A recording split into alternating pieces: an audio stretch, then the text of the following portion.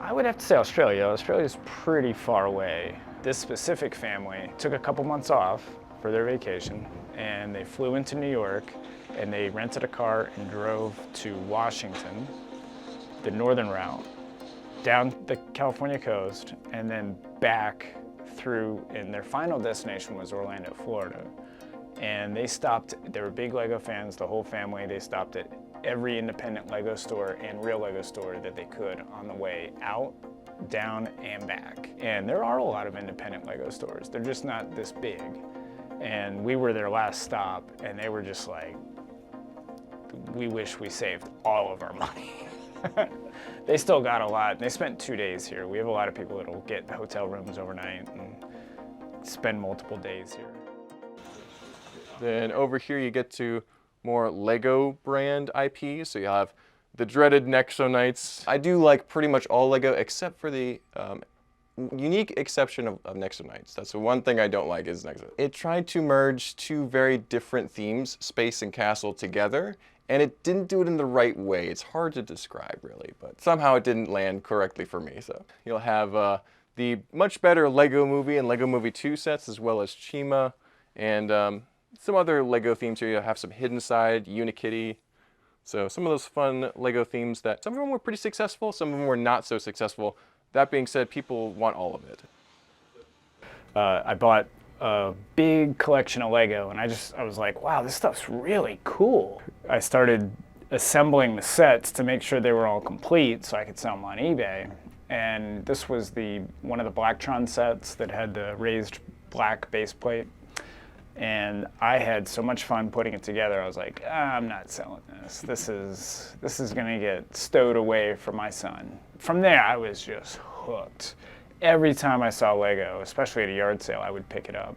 And it seemed like I was finding it a lot back then. You can't find Lego these days if you go out looking for it. There was this online contest and it was castle themed, so you would build creations for different categories, like you could make a castle, you could make a forest scene, and I really enjoyed that. I had a great time. I actually managed to win a few categories, so that was fun.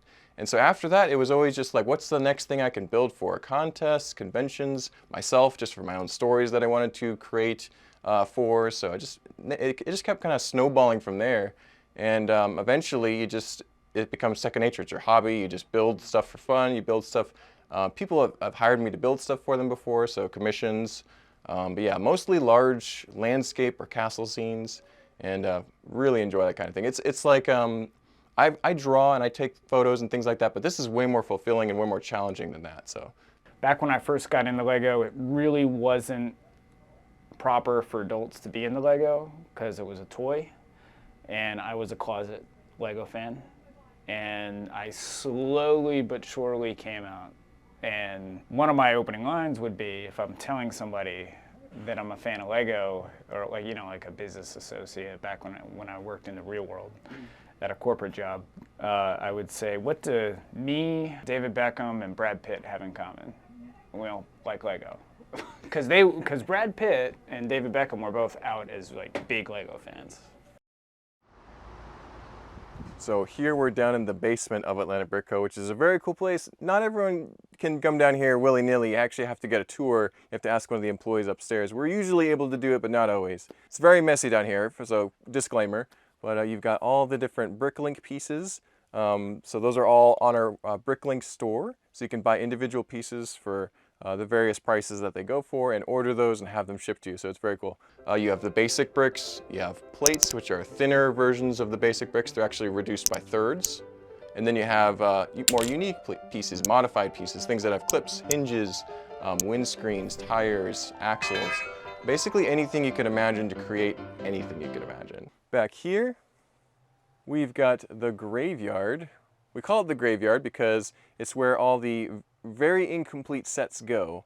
So if a set does not have half of its pieces, we'll realize it's too much to work on in one sit-down session, so we'll bring it down here and combine it with other sets of its theme. Eventually, we're hoping that we'll be able to combine like 3 or 4 half sets to make a full set. We pay the same thing, whether it's a kid coming in and selling me this Lego minifigure or an adult collector. I'm going to give them the same offer. It's going to be fair. And getting to hear them actually say, wow, that's more money than I thought I was gonna get. A little part of me is like, oh man, I could have offered them less. But the other part is like, good. That's the reputation we want. Because we want to treat everybody like they have more Lego at home, or they're gonna tell their friends, hey, bring your Lego to Atlanta Brick Company and sell it to them. This small orange castle set is probably the most expensive item we have right now. I think we're selling it for, I want to say $900 because it's brand new sealed, mint in the box from 1997. And it's a large set. Most of these would not have survived in that condition. It's probably one of very few that are available in the country, if not the world. So for that reason, it's pretty expensive. However, we just, about 2 weeks ago, sold a $3,000 Death Star 2 set that was sealed in the box, and that's even rarer than this castle set. So some amazingly rare products make their way through here at Atlanta Brick Co. So we got this set that was actually, the set was produced in 2001, and it was sold exclusively at Target. It was a multi-pack of 2 retro Star Wars sets. And now that package sealed is worth about $500. But there's a huge sticker on it that says that's $14.99 only at Target. So Chris was like, this is a really unusual item. This is something you never really see. I've never seen that kind of packaging before. So do a fun skit with it, and then we'll be able to feature it and sell it. And that's exactly what we did. We had one of our employees, Grant, pretend to want to buy it for $14.99. The guy at the register, Ethan, was like, I'm sorry, sir, we're not at Target. So that was the little joke. It's like, we can't honor that price tag. We're not actually a Target store. Maybe at Target you could. But and that ended up selling very quickly, and that video ended up doing very well. It got thousands of views. We were very happy with it. So it's very flattering and satisfying, all the good comments that you hear. It's because our store is almost like a museum. We do advertise as being one of the world's largest Lego stores. We're one of the world's largest building brick toy stores because we're not officially a Lego store. And just the comments you hear all day long, the looks on people's faces when they walk in the door, and it's like, wow, I didn't know this was here. There's no sense in coming to work every day and doing this if we're not gonna have fun with Lego. So we just make sure that that's one of our #1 priorities.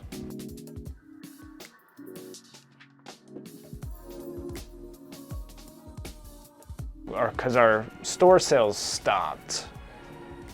So go ahead and grab it. You shut it off. That's not fine. Oh. I don't know whose it is.